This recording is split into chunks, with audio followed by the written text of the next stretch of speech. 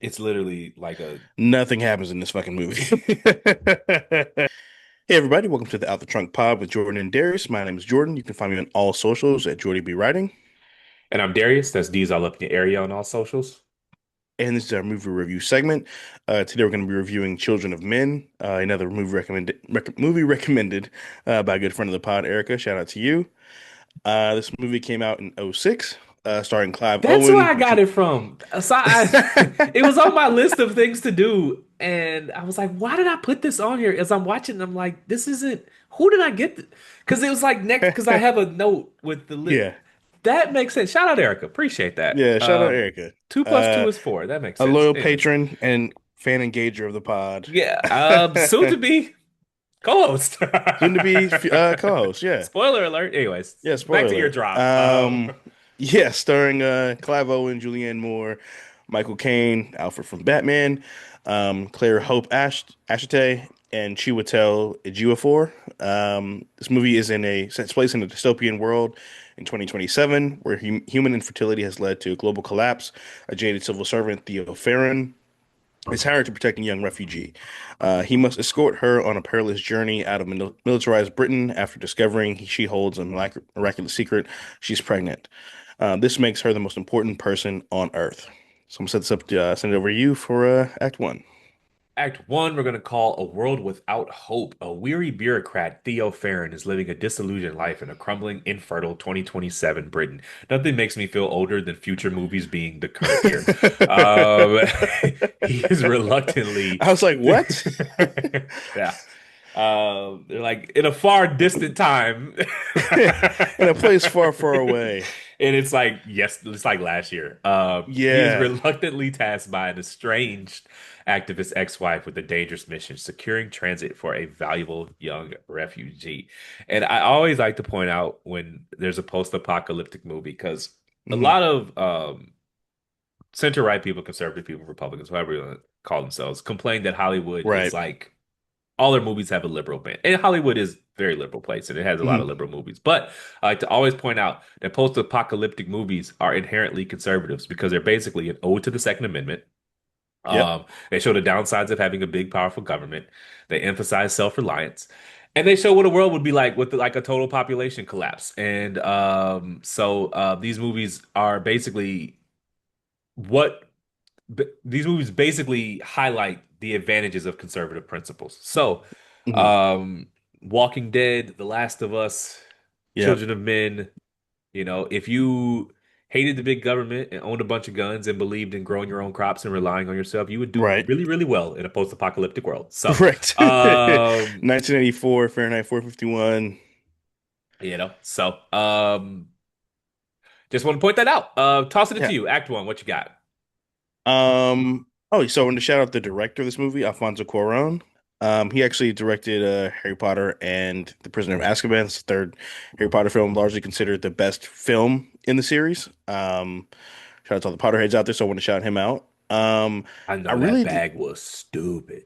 oh yeah, for sure. He literally like I think he said I think I remember he did an interview. He was like, dude, they wanted him to do the fourth one because he did such a great job, and he was like, dude, I'm tired. I can't even I can't even think about making another movie. He took like 2 years off after Uh, that. I know. I mean, he probably never had. I mean, he probably is up 100 M's just off that one movie. Probably. Just directing one Harry Potter movie. Hmm. Um, he's it's amazing. He's still working. Anyways, shout out Right. to him. And this was a couple years after that. So yeah. Will say I really like that. What was unique to me about this movie is that it's set in the future, but everything looked old. Yeah. And I thought that was a really cool touch, and very creative, especially considering the way it showed just how much things had fallen apart, so to speak. It reminded me a lot of like the Hunger Games kind of shit, where it was just like barren everywhere, and but it also you saw the class difference as well, where you could kind of see who's in that one condo with the guy who had that weird machine, his son had that crazy machine, and then he goes outside and there's just people like damn near on horse and carriage in the street. We take for granted just how much engineering and human capacity and governmental functioning goes into like making sure when Hmm. you turn your faucet on, it's clean water every time.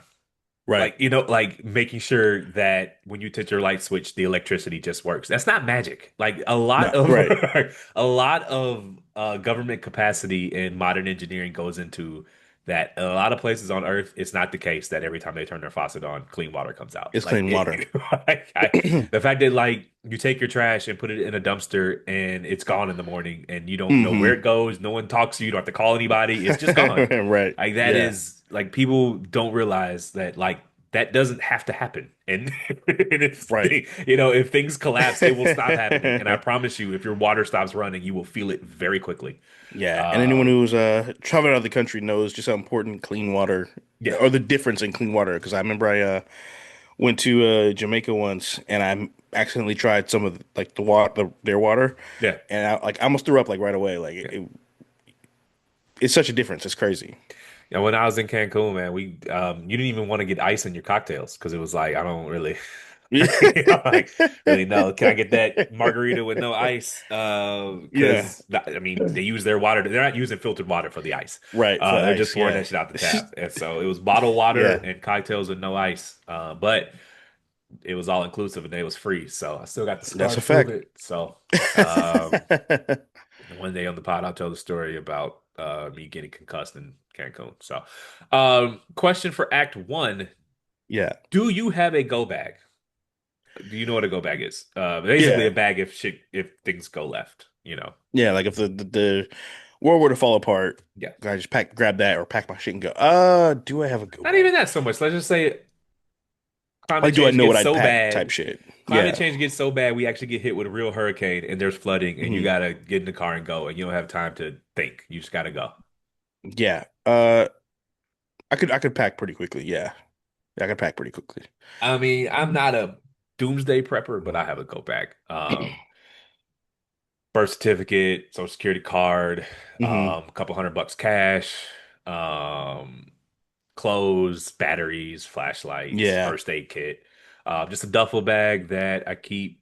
I'm not gonna say where I keep it, but yeah, I gotta Yeah. grab that and grab something else, and then I'm out the door, and I could be. I feel you. I mean, it wouldn't even be 5 minutes, and so I think I always tell people, man, always have a go bag because you never know when you're going to have to evacuate. And it doesn't have to be Right. something this apocalyptic, but like Right. your building catches on fire. Smoke is blowing in. You can't, it's hot as a motherfucker. Yeah. You don't know, you can't see shit. You got, Hmm. what if your medicine? You might have blood pressure medicine. I got Yeah. Or something you got to go. EpiPen or Keep something that like in your that. go bag. Right. You always have a go bag because you never know when you'll have to True. evacuate, Yeah, that's true. So that's my advice for Um, the people. Keep a go bag. So. yeah, I mean I have a book bag and duffel bag that I kind of keep just in case I need to pack and run somewhere or something like that. Yeah, I could pack pretty quickly if I needed to. I know pretty much what I would grab, in case of emergency. Also have proof of citizenship. I don't know.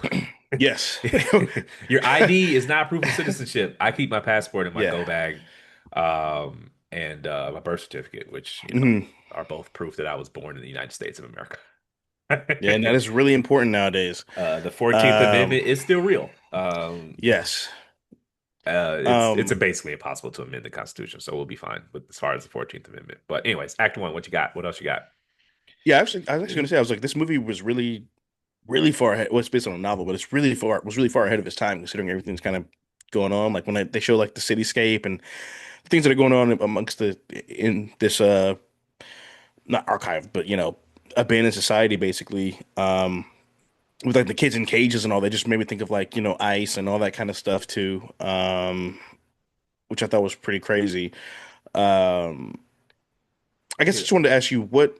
Oh, go ahead. No, go ahead. I was gonna say, Yeah. I think it was Thomas Jefferson who said, "What do we have?" It was like a democracy if you can keep it. People think Yeah. democracy is just something that exists, and it's like no, it's something you have to protect. And Yeah, you so, have to fight for every single day. what were you gonna ask? Yeah, I was gonna say, did seeing that movie and kind of thinking of the parallels of today's things that are going on in today's world, did it make you like anxious at all or fearful or maybe less hopeful for the future? No, not really. Um,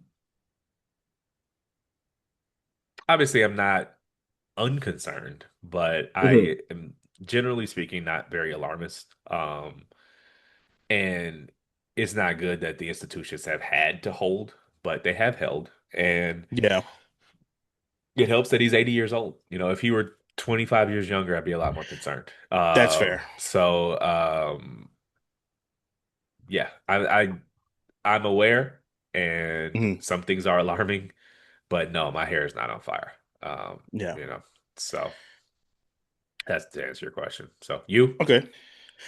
Uh, yeah, because well, for one, it's almost like okay, if all you need to do is see one person do it to know that yeah, it can be done, and it's like if you can see one person ruin like break democracy in this country, then what reason is there for it to start back up again in a sense, or how hard would it be to resume it? Um, and then more than that too, it's also like okay, it's not even it's his followers. Like what would they do? What lengths would they go to encourage and protect that as well? yeah, but none of them are as charismatic as him. Um, That's fair. they're not as funny as him. They're not as charming as him. They're doing like a bad impersonation, but also, Yeah. that's why I harp on people. As you know, I've said in a previous pod, if you truly believe that this is an existential threat, then you need to be willing to do the art of persuasion and convince people. If it's truly like your life, do you think the country's at stake, but you're not Mm, willing to fold on any policy issues, then you don't believe the country's at stake. mm, Like, it's like yeah. I think it was John Stewart who was he did the thing where he says, he has an uncle that's a Trump supporter and he loves Racist and Odin.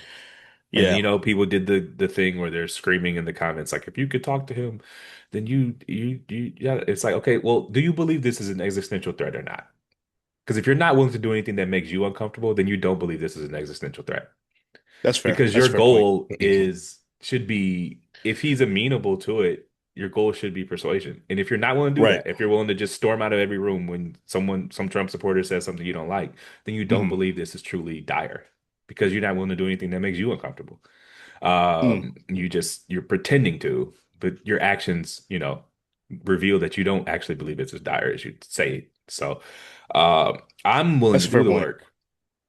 That's why am flexible in position taking. That's why I listen to people because I take the threat seriously. And Mm. I have very little patience for people who just want to storm out of every room that's, to the right of Center. not even. I mean, these people to the right of Pete Buttigieg, they just want to, storm out of every room. And it's like, well, then you don't believe this is a real threat. You're pretending to because it's easy to fundraise that way. Mhm. Um, so no, I mean, look, there are some images that are definitely disturbing, and the movie Right. can be a bit prophetic in that way. Extreme. But Yeah. no, I mean, it's democracy if you can keep it. These things, at one point, the emperors of Rome thought this would be forever. It's not guaranteed you'll be on top forever. It's not guaranteed this will be a That's free true. country forever. You have to fight for it. And you have to be willing to, protect it. And so, go out and do that every day. You got anything else for Act One? Um, yeah, so I was gonna say we talked about this before in I think with when we did our weapons review, where the couple had lost a child and Yeah, they were on that double decker bus and they were talking and it was almost word for word the conversation that we had talked about where both parents are grieving and they're heartbroken in different ways, but one kind of moves on and one just like can't let go in a sense, or not. yeah. I mean, they both can't let go, but in their not letting go, one tries to just move on as best they can, and the other one just kind of it's just stuck in that quicksand, so to speak. And I like that they had that conversation because it really showed a perfect example of kind of how that can break a relationship and break a human, you know. Yeah. So I really like that conversation that they had. It's almost like 100% predictive. Like one Yes. parent will Hmm. move forward and one parent will, I hate to say self-loathe, but I don't know what else to say. Right. And they will resent each other for the choices they make and they will divorce. It's just, Hmm. it's, It's you almost can, guaranteed. you can write it in stone. So, ready to get into Yeah. Act Two of this platformer movie? Let's get All it. right, so the audience should know the movie is very linear. And Yeah. so, it's interesting. It holds your attention because it's a lot of stuff is going on, but there's not. It's very much like if you ever played like God of War video game, and it's not really like a free flowing like RPG choose your own adventure. You Right. just do Yeah. your tasks and you go to the next task. So. Act 2, The Reluctant Guardian. Theo begins a high-stakes cross-country trek to deliver the refugee to a secret sanctuary known as the Human Project.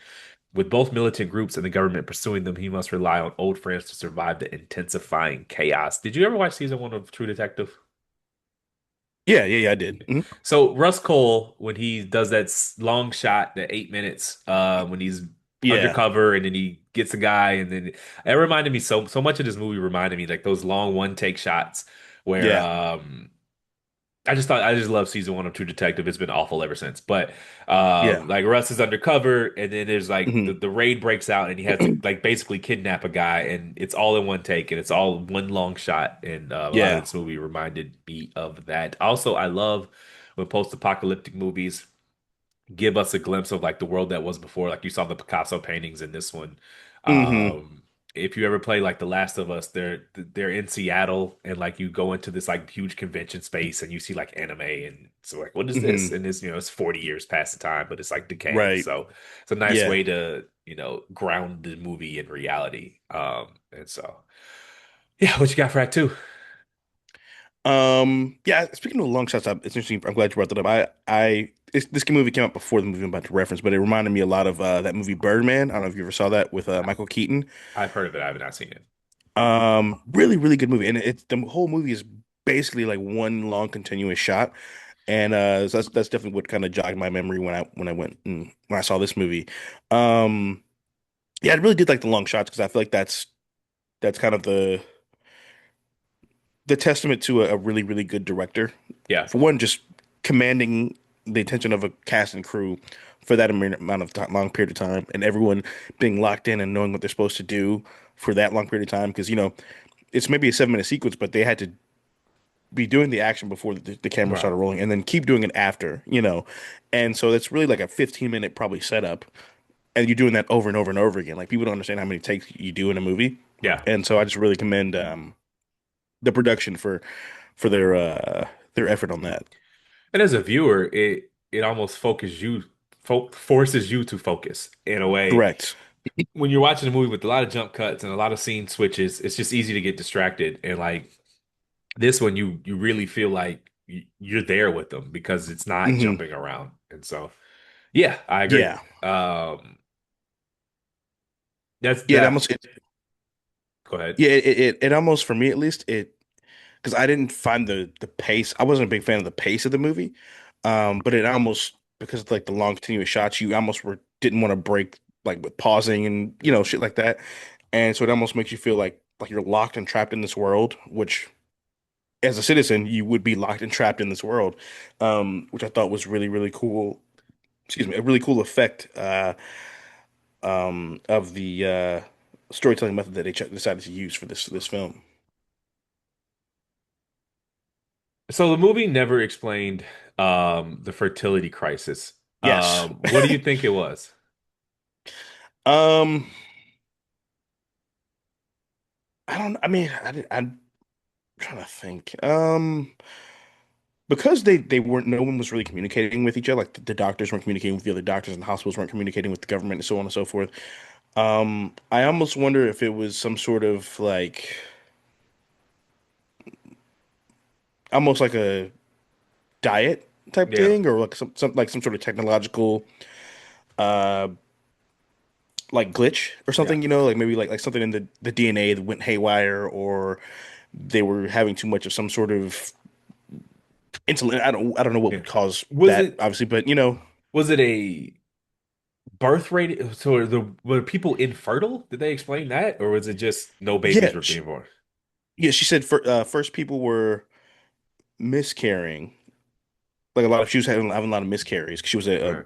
a doctor or a midwife, and then they happened more often, and then they happened sooner in the terms. Yeah. And then I guess eventually no one was just able to get pregnant.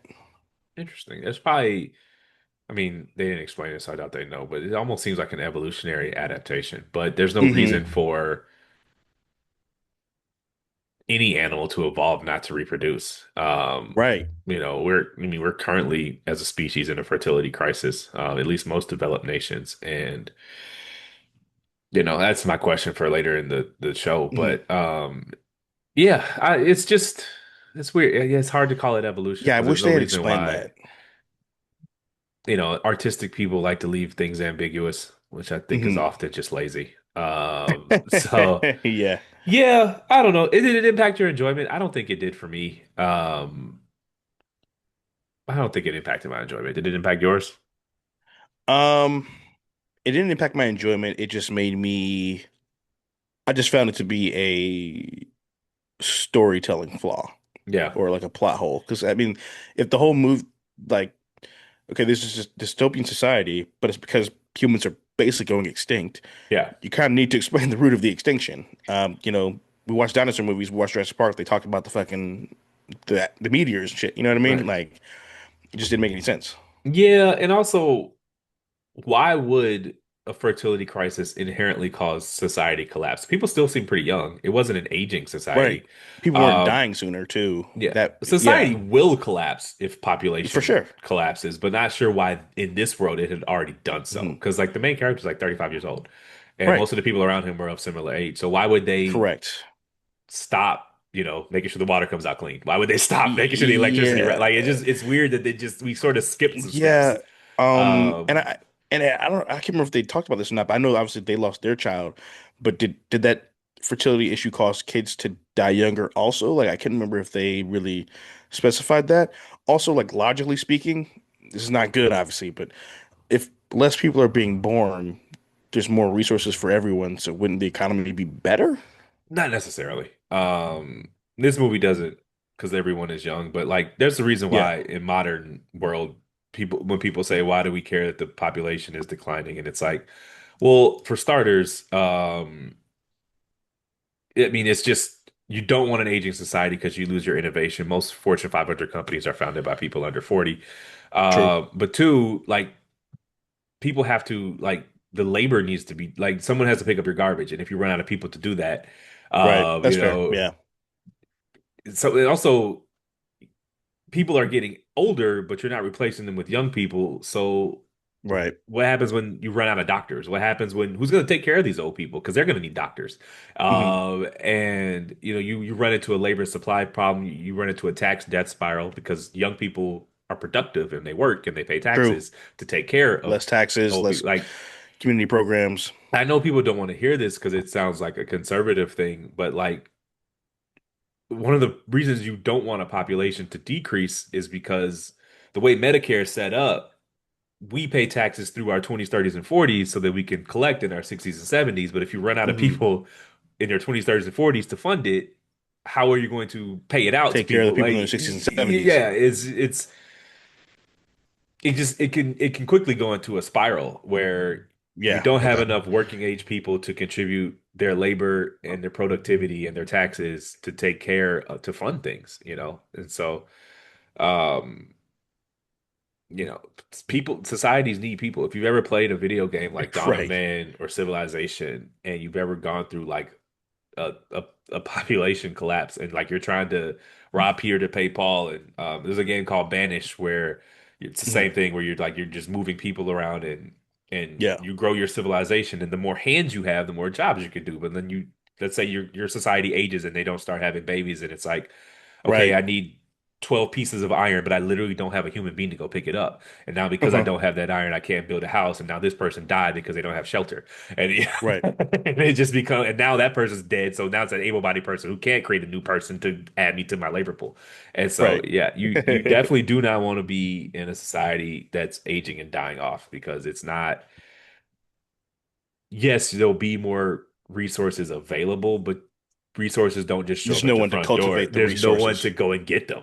So Right. there's no one Yeah. to cultivate them. So, nah, that's really all I had on that. Oh, you got anything else for Act Two? Um, yeah, it was I read a lot about like the reviews and the reception to this movie, and it's like critically acclaimed.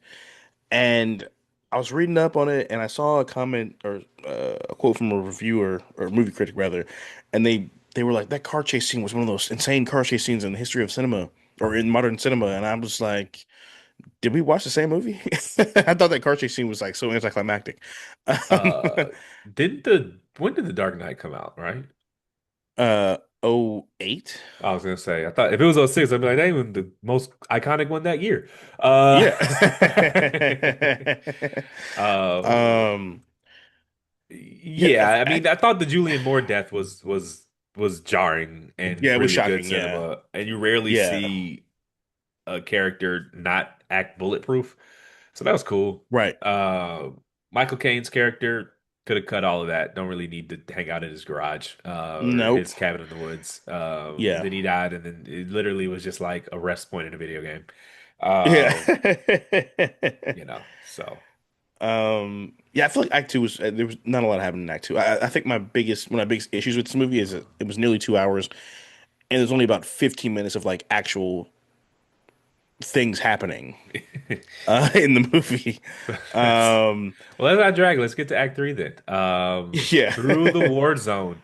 The final stage of the journey descends into a violent besieged refugee camp on the coast. Theo must utilize all his resources and will to navigate the deadly conflict and ensure the protected woman reaches her destination and a chance for the future. This woman is pregnant, that's revealed, and now he's like, I need to get her to the what's its face to the the in Human checkpoint, Project, Project in Human, yeah, Checkpoint. checkpoint, He has to beat and the game. yeah. So my thing is, you get the baby there, then what? I don't know. I mean, It's like so. I say this is who's a gonna lot raise like the the baby? Who's gonna teach the baby? it's a Or lot do like The schools Last of exist? Us. How you go? Where's the food? Yeah, food. Baby, So it's a lot like The Last of Us, and like the end of The Hmm. Last of Us. Spoiler alert. Basically, the game is Joel, the main character, has to get there's. It's a Hmm. zombie apocalypse, literally Right. apocalyptic level, damn near extinction level event. Hmm. And there's a woman with the cure, little girl with the cure, and he has to get Yeah. her to this science lab across the country, and Hmm. chaos ensues. And so, but I've always said, in the end, he realizes that she has to be sacrificed to cultivate the cure because the cure is in her brain, and he kills everybody and saves her. And everyone's like, Ah. well, he sacrificed humanity to save Ellie. And I'm like, how would they have scaled up the vaccines? Right. They're in the middle there's a million like politics have totally collapsed. There's no government. Hmm. Everyone has their own political factions now. It's the most violent world you could ever live in. It's fucking chaos. You can't Yeah. even like it's just insane. There's cannibals, there's every building is infected with zombies. You basically have to walk out in the open.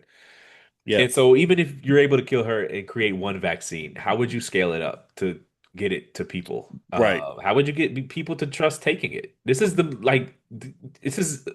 again, post-apocalyptic movies are conservative. Why would they trust the government at this point to give you this vaccine? True. Like you just show up at the door. I just watched a zombie eat my husband's Best face friend. off, and you're Yeah. like, take this jab, and you're gonna fix everything. It's like I'm good on that. I'm cool. It's Yeah. just I've always like how so they gets the baby to the checkpoint, and then what? It's still a fertility issue because human It's beings just don't one child. reproduce as fast as other animals. Right.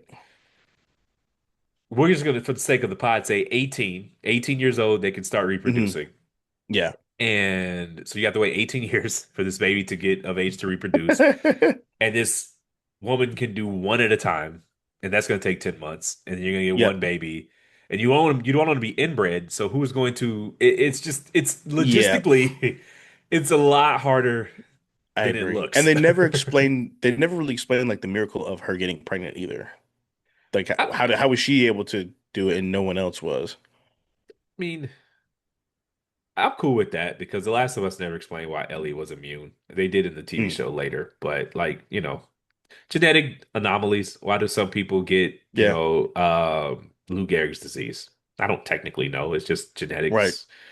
Some people get dealt a bad hand of cards. And so she has some severely recessive gene that just did not take to whatever the rest of the world takes. Yeah. And so that's fine by me. There's enough rare medical things that happen in the Hmm. real world for me to believe this is just a rare medical event. So, That's fair.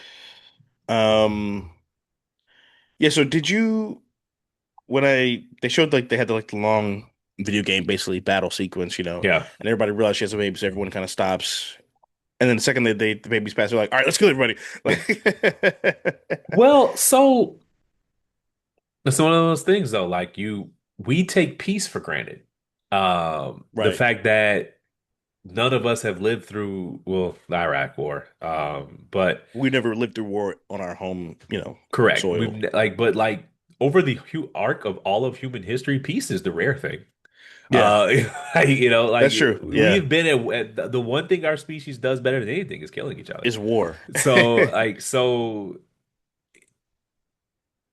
that's what they know. That's innate to their human existence. And so Correct. they're not the baby, they probably hadn't heard a baby cry in 10 years, 20 years. Right. And so that after that initial shock wears off, they get back to doing what they do best. Back to normal. Yeah. Yeah, but like Um, again, man, we take peaceful transfers of power for granted for as we granted. We do. we take like that's what politics is. Politics is the substitution of war. It's Mhm. solving political disputes peacefully. It's not like because before that, it's just Game of Thrones. I don't like that you're on the Yes. throne. I'm just going to kill you. I'm gonna kill you. And like that, And my friend's gonna kill your friends. correct. And it's just an endless death spiral. And Right. so there's nothing that the peace is rare. And Hmm. we have a constitution that is held so far, but it's not guaranteed to. And it's No. not at all. No one thought there'd ever be another war in Europe, and then Russia invaded Ukraine. That's Yeah. just our life. And so, but that is the most normal thing, you know, Hmm. land acquisition wars is human as air. So, That's peace is true. not guaranteed and peace is rare and peace is hard. And, you know, so that's what you to answer your question, yeah, that makes sense to me that they would just go back to war because that's all we've ever done. So, That's true. Yeah, I thought that was a nice touch. Um, did you? I liked, or maybe just reaching here. I felt like watching the movie and even just like the scene where they literally put her and the baby on the boat. It reminded me a lot of Moses, like just yeah. the opening scene of like Prince of Egypt, like that. You. This is like the savior. We're gonna make sure this kid is safe. Onto better pastures, hopefully, in And this then world of Jesus war literally and sacrifices himself. yeah, The main character, right, Jesus literally sacrifices himself. No, yeah, I yeah, mean, yeah, that's true. It got very religious there at the end. yeah, Maybe that baby is the immaculate. Maybe that baby is there right, to save humanity. Um, I'm not a religious person, but if I were in that yeah. situation, what else is there to hold on to? So, Correct. And it gave them hope, hope enough to stop shooting for at least 1 second, yeah. 10 seconds. What else you got for Act Three, man? Um, yeah, I wanted to know because I didn't find the story or the characters particularly interesting. Yeah. So I wanted to know what kept you enthralled in this world when you watched the movie. The fact that I had to record a podcast. Bye. If this was a Saturday afternoon, I'd have cut the shit off. I feel you, yeah. Just being honest, that's the only No, thing that yeah, kept me same. I going. was like, I gotta get through this so I can talk about Yeah. it. We got it through 30 minutes though. No, it was not a bad movie. It's just not a good pod movie in the sense that there's just Yeah, not a lot of meat on the bone. yeah, Um, you could talk about a world with low fertility, but that's yeah. not really what the movie was about. So I don't really know. I don't really know what else to say about Right. it. And the But characters, for me, it was the characters were pretty hollow, so there was not a lot to really like root for in a sense. I mean, you're rooting for the people because you want people to be free and happy and all that. But it was just like I don't have a real reason to like be invested in the story other than I want to see how the story plays out, which I feel like was one of my biggest criticisms for this. Is one of my biggest criticisms of the movie. Um, I guess also because I've seen certain movies that are like kind of war slash dystopia movies, and I found ways to make us care about the characters a little more than this one did. what I will say is that back to the war thing. Ken Burns was on famous historian, documentarian, all of that. If Mhm. you've watched his documentary on Amazon about the Civil War, about country music, I mean, he's goated. And he was on Derek Thompson's podcast today because he's doing the Revolutionary War. And he made the good Okay. point. He's like, We almost underrate how radical the idea was of the Revolutionary War. Before the Declaration of Independence and the Constitution, like 99% of the globe lived under an authoritarian state or a monarchy or Right. some other, like the idea that citizens would be free and could vote for the people who govern them It's was new. to say it was radical is to it would be like it Putting a would man be on the just moon. yeah, it would be just as crazy to say let's go back to a religious monarchy today. Like, Right. Yeah. nobody did that. And it's like not only did they fight a war for it, they wrote a constitution that's held for 300 plus years, and obviously some of it's more dated than others. Right. I would, touch up the Second Amendment a little bit, but like we un like obviously there's two sides of the things where like there's the 1776 project that wants to make that crazy lady wants to make everything Yeah. the founding of America the worst thing in the world, and they're all awful human beings and whatever, whatever. Hmm. And then there's the other side, which is acting like they were just the greatest human beings to ever exist. And so it gets caught into two extremes, but we can never lose sight of the fact of how radical what they did was, because at that time nobody was free. Everyone lived under Right. Game of Thrones style monarchy. When the king died, his son just became, no one had a say. The citizens couldn't Yeah. vote. It was, and again, it's not guaranteed to keep going. We've only been doing this 300 years, and that's Right. on an evolutionary time scale, on a human evolution time scale, that's an irrelevant amount of time. That's like a second. So, True. That's true. um, I just thought that was poignant because I never thought about it like that. At the time, Hmm. 99% of the globe lived under no one voted.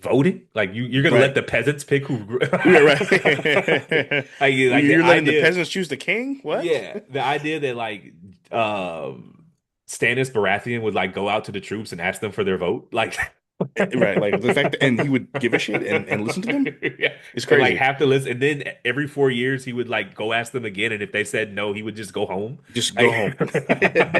it's not a thing that would ever have happened Yeah, if without a war, fighting a war for it. So that's true. you ready to rate this thing? Yeah. What do you rate it? I'm gonna give this one 2.5 stars. Uh, yeah, definitely will never watch it again. Lord willing, the creek don't rise. I'm going to go three. Um, I enjoyed it. I enjoyed it for the conversations it allowed us to have, even if it Yeah. was not exactly what I would call electrifying cinema. So three. Mhm.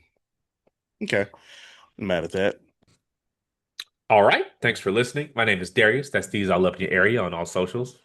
And I'm Jordan. That's Jordy We Writing on all socials. Please rate, like, subscribe. We are at Out the Trunk Pod on all socials. That is Out the Trunk Pod on all socials. And for any ongoing movie recommendations, you can reach out to us via email at outthetrunkpod@gmail.com. That's outthetrunkpod@gmail.com. That's a wrap. Thanks for coming to the movies with us. We'll be back next week. We're going to be reviewing White Men Can't Jump. Y'all All take it right, easy. y'all.